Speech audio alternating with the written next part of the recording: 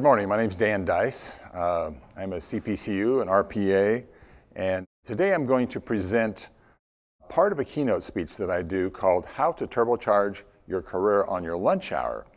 And the concept is, the premise is that we spend about 10% of every day at lunch. If you work a 8-hour day and take a 1-hour lunch, that's 9 hours. So 1/9 of your day is spent at lunch. And over a 40-year career, if you're spending about 10% of your time at lunch, then you've spent the equivalent of 4 years at lunch. So what could you do with just a few of those lunch hours that would actually make a difference and help you along in your career? And what I'm going to do is suggest a few meaningful activities that you could do on your lunch hour that will make a difference. And everything I'm presenting today, I've actually done in my career. I am now retired, but over my 45-year career, these are things that I actually did. Now, first, we have to all agree that working through lunch is not one of these meaningful activities.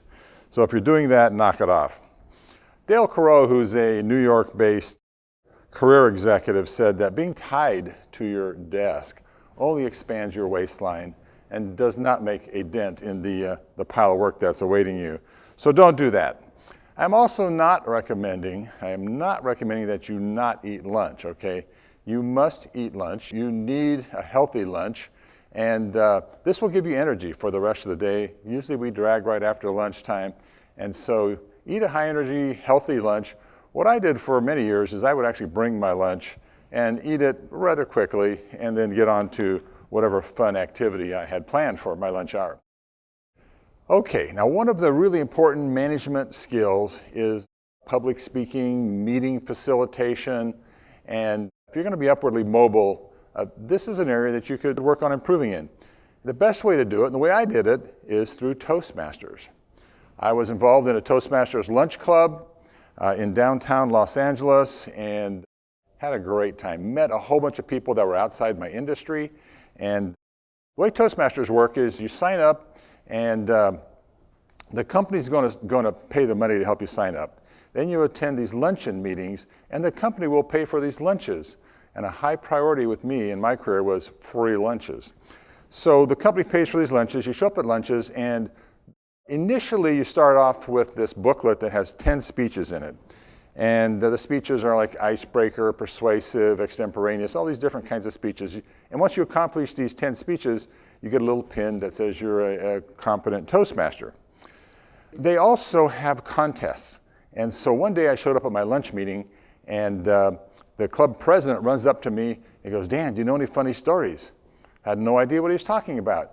He said, "Well, we are having a humorous speech contest today, and 3 people had signed up to give a humorous speech, but only 2 of them showed up. One person can't make it today, so could you just tell a funny story and be part of our humorous speech contest?" I go, "Well, as it so happens, last weekend I was camping with my family, and there was this park ranger told this hilarious story about a gold miner in South America who had a talking horse and ran into some cannibals. So I could tell that story." He goes, "Okay, fine, you're on."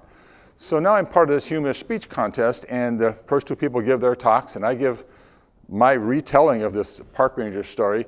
The club votes, and I win. So now the way it works is when you win, then you go to the next level, and the next level, next level.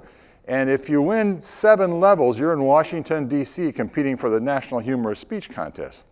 Well, now I've won 5 times with this stupid story that I stole from this park ranger.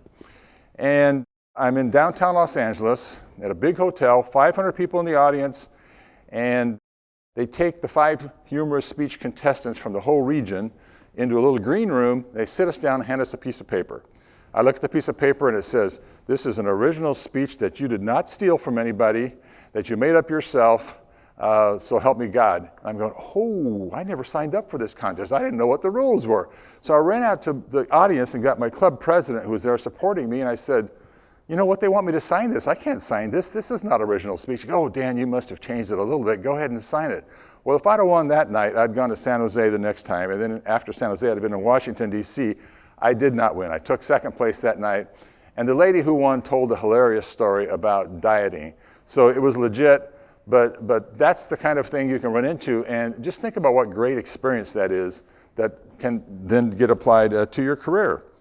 It's said that 11% of you are afraid of heights, 12% of you are afraid of the dark, 13% of you are afraid of snakes and spiders, and 20% of you, 1 in 5, are afraid of public speaking. So if you have a stage fright, this is a good way to jump in there and improve your speaking skills, which will definitely help you in your career.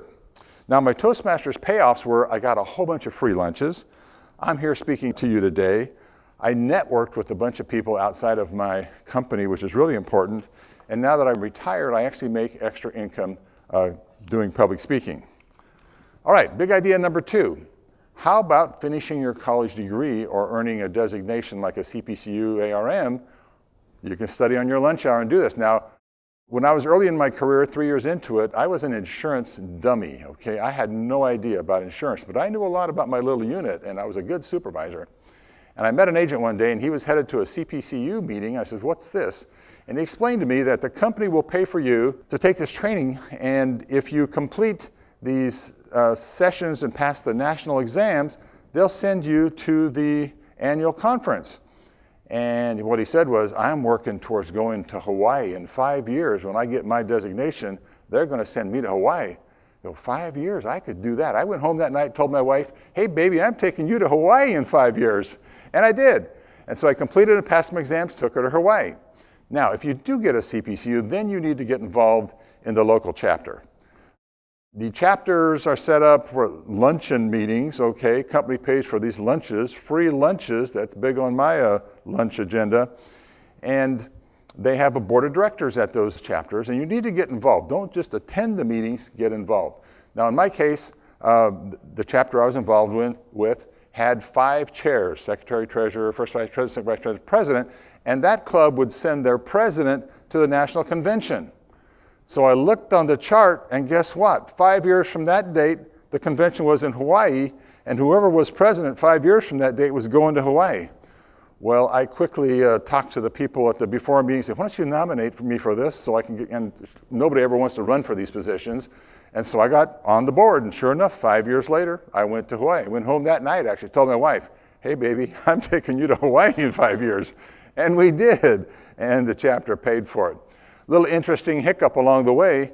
Every year you move up one step, right? And at the end of 5 years, I end up in Hawaii. Well, somebody ahead of me got transferred and left the area. So everybody had to move up one chair. Had I moved up one chair, I'd have gone to San Francisco. I was in Sacramento at the time. I'm not going to go to San Francisco. So I actually refused to move, and somebody had to jump over me. And the guy that jumped over me went to San Francisco, and I did go to Hawaii. Now, would a healthier lifestyle affect your ability to perform well at work? Towards the last probably 10 years of my career, I made it a point to do a lot of walking on my lunch hour. And what I would do is I'd bring my lunch to work, I'd eat my lunch in the lunchroom, 10, 15 minutes, and then I would always pack an apple. I'd take my apple and I'd go out for a walk. And it got to be a joke around the office because people would see me at the elevator or in the hallways with this apple, and they would say, "What are you doing?" I said, "I'm taking my apple for a walk." And so every day I took my apple for a walk. One day I was out walking, and I hadn't started eating my apple yet, and there was this homeless lady and a little kid sitting there on the sidewalk. And as I was walking by, the lady asked me for some money. Saying, "I don't have any money, but I do have this apple." And the little kid jumped up and grabbed the apple. I thought, wow, this kid hasn't even eaten. Here's mom trying to get money for who knows what. I thought, you know what? I'm going to start bringing 2 apples to work. One for me to eat and one to give away. Well, that lasted about a month. I couldn't give that apple away. "You want this apple?" "No, I want money, So I stopped bringing 2 apples to work, and I just stuck with bringing my 1 apple. But I did do a lot of taking my apple for a walk. And in fact, when I retired, they actually made a big deal out of him taking his apple for a walk. Let me back up a second to my CPCU payoffs. So I worked for 3 major companies in my career. And my first one was Allstate, and they wanted to promote me to Chicago. And I'm a California boy. I didn't want to go to Chicago. But it was somebody through that CPCU connection that said, "Hey, I know of another company that could use a guy like you." So that's how I got that job. I was with Cigna then for 19 years, and they closed the Sacramento office. And there I was, all grown up out of work. And again, it was a CPCU connection, a networking that I had done. The gentleman said, "Oh, I know the California Earthquake Authority could use a guy like you." I was responsible for property claims, 7 western states. They needed a claim manager who had been through the Northridge earthquake. So I ended up getting that job that way.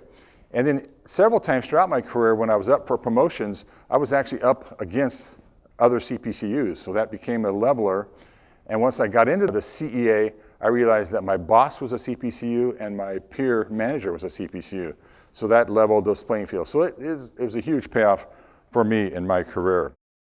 So networking is very important. I just recommend that in your office or your circle of friends, ask somebody to go to lunch. Hey, would you like to go to lunch with me? I'd just love to get to know more about what you do. People love to talk about themselves, so invite them to lunch. And if you do go to lunch with somebody, you listen, let them talk. Now, if you're the kind of person that wants to talk, then don't take them to lunch because they're going to hate you, okay? But if you ask somebody to go to lunch and let them talk, they're going to think you're the greatest person in the world, and you're going to learn a whole bunch. And they may be in a meeting that you don't even know about. They're going, well, that Dan Dyce is just a really great guy.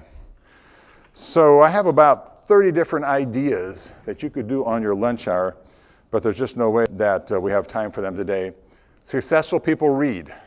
Find out what your boss is reading. You walk by your boss's desk, you see a book on his desk, take a peek at it. What are they reading? You get that book, read that on your lunch hour. Then you can have a meaningful conversation. You're going to learn something, plus he's going to be impressed, or she's going to be impressed that you're doing that. Life enrichment activities. There were some things I did at my lunch hour that were just for fun, and that's good mental health for your career advancement. I at one point worked next to a museum a couple blocks away that the first Tuesday of every month was a free museum day. I would go there on my lunch hour and take the docent guided tour. There was a church a couple blocks from where I worked that had free concerts every Wednesday. I would go to those free concerts, and it was a lunch kind of thing, and you could bring your lunch. So I'd go into this church, sit with my lunch, and listen to world music. Really, just fun. There was a farmer's market not too far from where I worked, so on certain days I'd go to the farmer's market at lunchtime and buy more apples so I could take them for walks. I worked close at one time to the Capitol building, and they had, during the whole month of December, had Christmas music at lunch hour. Every day I'd go over there at lunch and listen to Christmas music. So the bottom line is that your lunch hour belongs to you. You can use it any way you want. You can work through lunch if you want, but I do not recommend that. And no one cares more about you than you, so why not take advantage of that time and purposefully do something meaningful that could have a good long-term impact on your career. So, in conclusion, I would love to go to lunch with you and learn what you do. So how about it? Let's do lunch.